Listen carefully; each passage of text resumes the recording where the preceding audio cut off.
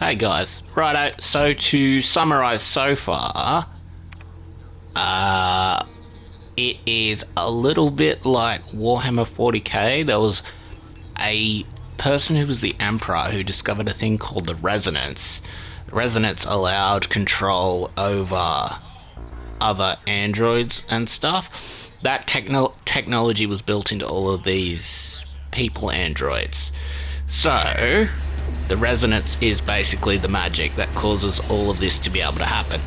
One of the controllers of the androids was this woman's eventual lesbian love interest, because they were both on the same ship together. They were isolated pretty much completely during their duty. Eventually they fell in love with each other out of loneliness. Okay. They stayed in love for many, many years, not aging because they're androids, and eventually the radiation shielding on their ship failed, causing the controller to develop horrible android cancers and basically put herself in a willing dream state in order to control her pain. That is what all the giant organic growths are. They are symbolic of her cancers through the resonance. As far as I can gather, the general goal is to either reunite with the love interest or kill the love interest to put her out of her cancerous dream nightmare misery, which is the general goal of the game. Normally I'm hard on progressive sort of nonsense in games, but it completely fits here. They're not exactly human, they're more android.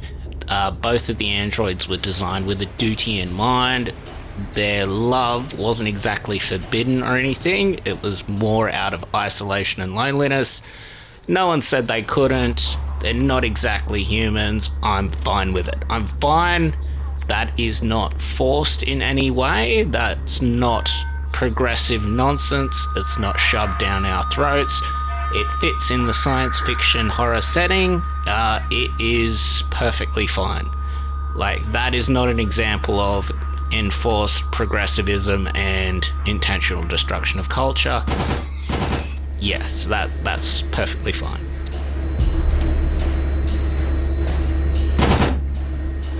The gameplay, sort of like Resident Evil top-down shootery. It's fine, it works good, it feels good when it works properly. It can be sluggish, and every enemy behaves sort of as a crimson head, meaning if you don't burn them, they will eventually get back up. They're not any stronger or anything when they get back up, but it's kind of annoying. Like, I never ran out of ammo during the run or anything, but the inventories are a real issue. You only get like 6 slots, and the amount of guns you get several different types of guns. They all require their own ammo, and you are also required to carry a flashlight around. Some of the puzzles require like 6 items at a time, so you've got to do it in sort of trips. It's a little bit painful. Like, coming from something like Tormented Souls,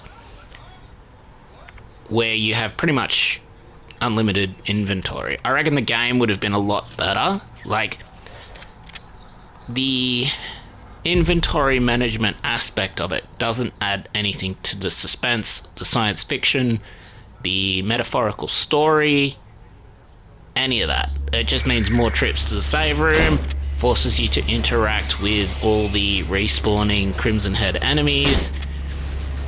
Mate, it stretches resources and all that sort of thing. It feels artificially more difficult, if you understand what I mean.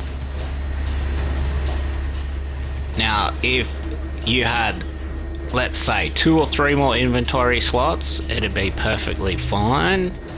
If you had unlimited inventory spots, a lot of the bullshit artificially increased difficulty of the game would be taken away, and it would be a much more enjoyable experience. The experience would be more about the absolutely beautiful art style, the horror science fiction, the tragic sort of love story in there.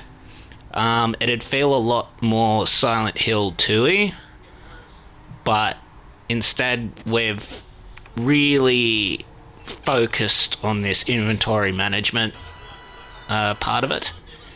In my opinion, it was a little bit of a misplay. It robs the rest of the game of how great it is by introducing a frustrating sort of mechanic into it. In addition to that, I don't know if you noticed in the previous section, the shooting can be quite sluggish. It can lock onto enemies, other enemies can approach you while you're doing it. It's not heaps responsive, it's not quite fluid. It feels very tanky and very slow. If you lock onto the wrong enemy, you're pretty much guaranteed to take damage.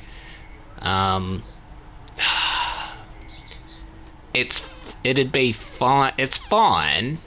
Don't get me wrong. It's a little bit frustrating. Like, it's not meant to be an action game. You're not meant to be like this, you know, super badass action hero that can handle all the problems straight away. You're expected to take and deliver, you know, a fair bit of damage. You're given a ton of healing items, so yeah, that is the case. Had it been only, let's say, certain enemies that could respawn, that would also improve that mechanic.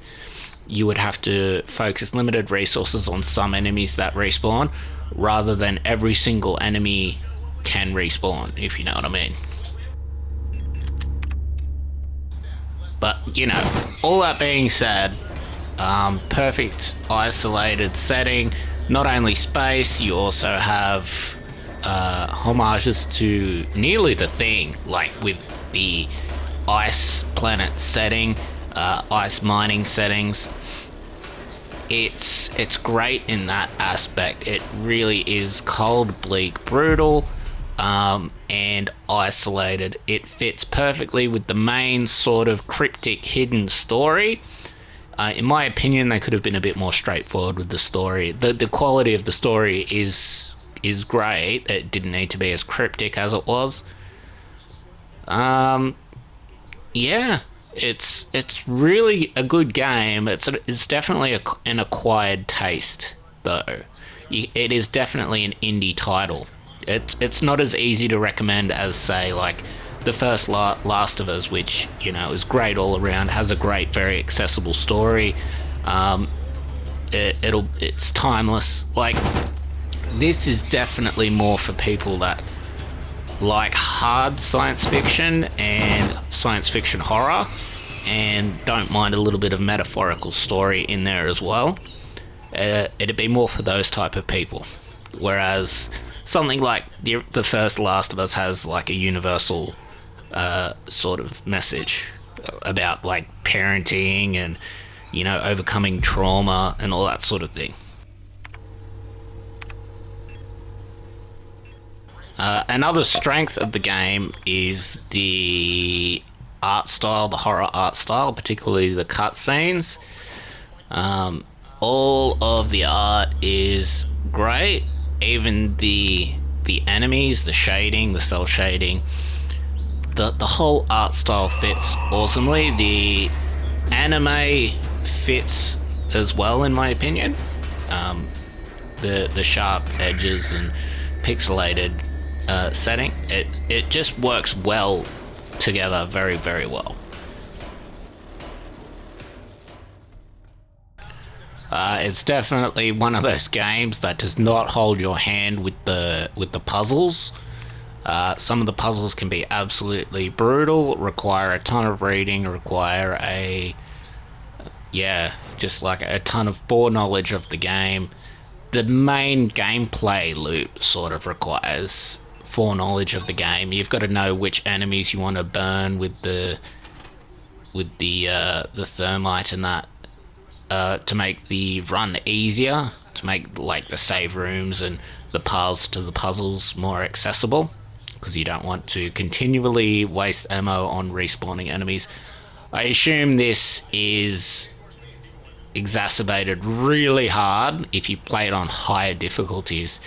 I assume that is an absolute pain. I assume health and ammunition is much more scarce, and the ability to soft lock yourself would be significantly higher.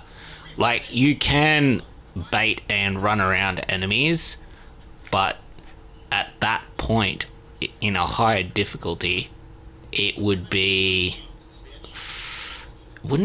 that fun to play. It would be definitely more survival horror-y, but look, if you're gonna make a horror game inaccessible and hard to play, you're gonna really need to give them something. Like, something in there's got to be satisfying, if you know what I mean. Like, otherwise it's just literally torture for torture's sake, for a story which is cryptic, and look, it's good and tragic once you sort of watch a lore video and know what it's all about. But as you're playing through it, you're not exactly going to piece it together. It's probably too cryptic.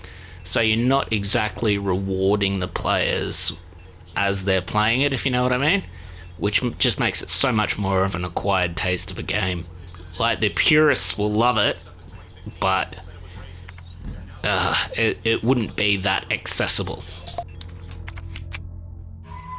And, like, that's fine. Like, accessibility's fine, but the goal of a game is to make something for everyone, right? Well, at least in theory, you could just be making your own story. But if your goal is to sell a lot of copies of a game, yeah, you'd need to make it more accessible for people.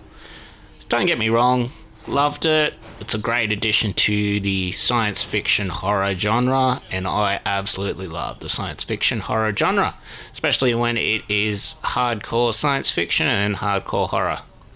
So, hey, look, game's definitely for me, might not be for everyone though. If you're looking for a more accessible game, obviously go mainstream with, well, go more mainstream with the Dead Space remaster. That is great, that is accessible. Yeah, it's just a brilliant game. If you're a fan of survival horror and sort of top-down tank controls with sort of fixed camera angles above, maybe check this out. If you're more into action though, there are other titles where you could spend your money. The action's a little bit stiff, it's a little bit clunky, it's a little bit sluggish. So if you're looking for, clean, crisp, coming off Last of Us, coming off other third-person shooters like Resident Evil 4 Remake or something like that, it's definitely going to take you a little while to sink in.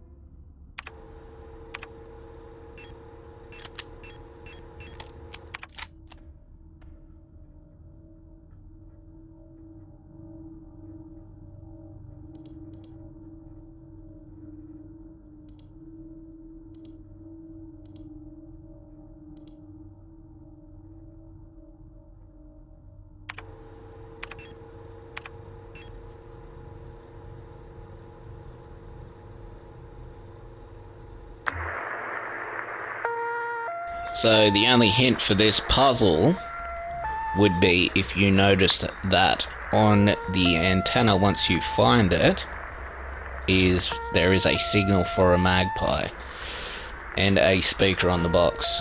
That would be your only real hint to solve that puzzle. That puzzle does not hold your hand at all. The other one was more brutal, like right at the start. There was a frequency to unlock a safe.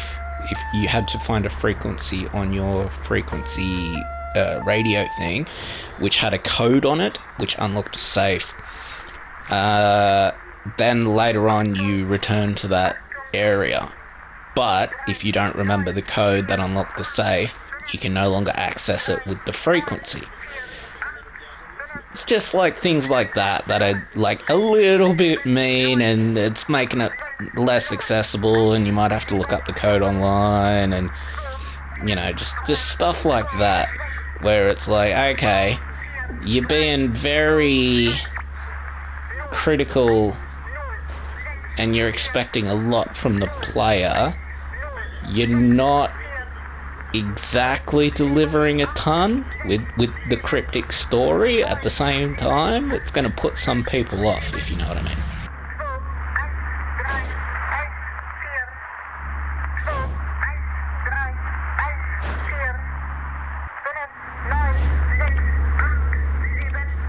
Like, if we were comparing, like, that sort of design choice to, let's say, the original Resident Evils and survival horrors, like, that sort of deliberate act of artificially increasing difficulty doesn't exactly exist. Like, there's some puzzles in the later sequels that are unreasonably sort of difficult, and they punish you, like, very hard.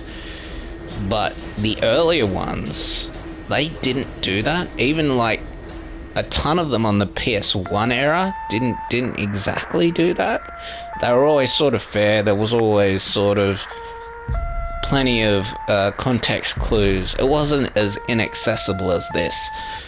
Like, another one of the puzzles was this star chart, this rotating star chart. And you had to get like a little codex thing, and you had to mimic a star chart in the other room, and it's not exactly obvious, if you know what I mean. Like, I understand difficult puzzles. I don't think you need to make them that difficult, particularly when the idea of the game is to tell a story, but the story is also very, at the same time, very critical and very cryptic. It feels like you're detracting from the experience in the search of some sort of tone, but the tone is taking away from the experience, if you know what I mean. It's not completely necessary. It's like just being difficult for the sake of being difficult.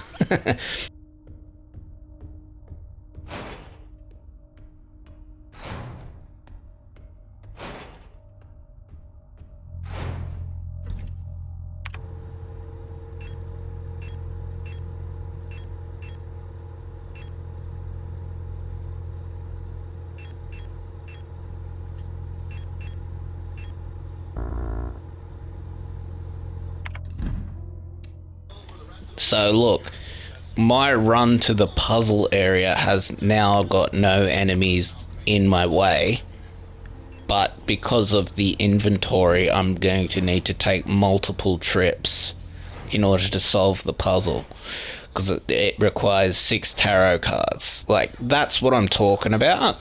If you had like even a couple more, you know, slots, it would be much easier to do. It's definitely an artificial lengthening, an artificial increase in difficulty. Like, you can make the case that it's part of the game loop because the enemies don't truly die and you'd have to deal with the enemies. But even that in itself is frustrating. Like, it's sort of a relief of tension in a survival horror game to be able to kill the enemies. It's like a temporary solution to a puzzle to permanently kill an enemy, right? That's necessary if you want to relieve tension, to rebuild tension.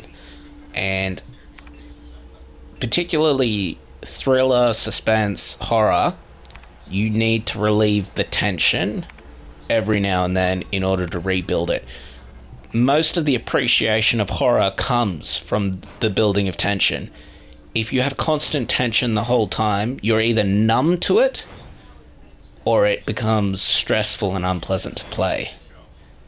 The balance is, for horror, build up the tension, build up the tension, build it up to a scare or a story point, release the tension, and then begin building it again. If you have constant tension, it doesn't work like that. It just either becomes unpleasant to play, stressful to play, that sort of thing. The catharsis to relieve the tension in Dead Space, for example, is you kill an enemy, you stump the enemy to make sure they're absolutely dead. A little reward item, like some ammo or a health kit, pops out of their dead body. Like that's great. That'll get you addicted. That's a fun gameplay loop. Relieves the tension, sets you up for the next scare. It's a problem solved. It's an accomplishment sort of thing. It is one of the reasons why it's loved, in my opinion. This sort of doesn't have that. Yeah.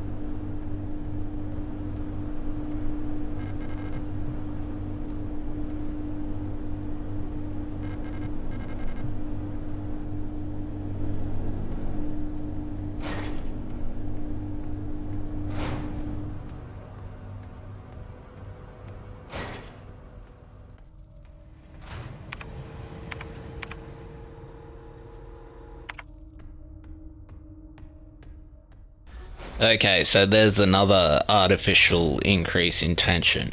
It deliberately cuts some paths off to you to make sure you have to, at some point, deal with respawning enemies.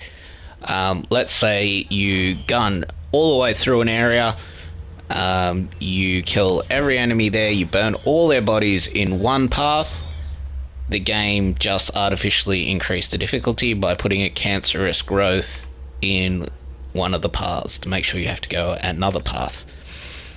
Like that's an artificial increase in difficulty. It makes sense, like metaphorically and in terms of story, because that would be the dream state of the love interest who has horrible radiation cancer. Like that, whether that is just the perception in this character because through the divine frequency or whatever it was, she is able to control our character's mind, or if it is actual physical body horror stemming from some sort of science advancement that played on this heavenly frequency in a manner similar to, let's say, the warp from 40k. That would be like, that's all fine. It makes sense story wise, but gameplay wise, it's pretty punishing, especially when the combat isn't that good.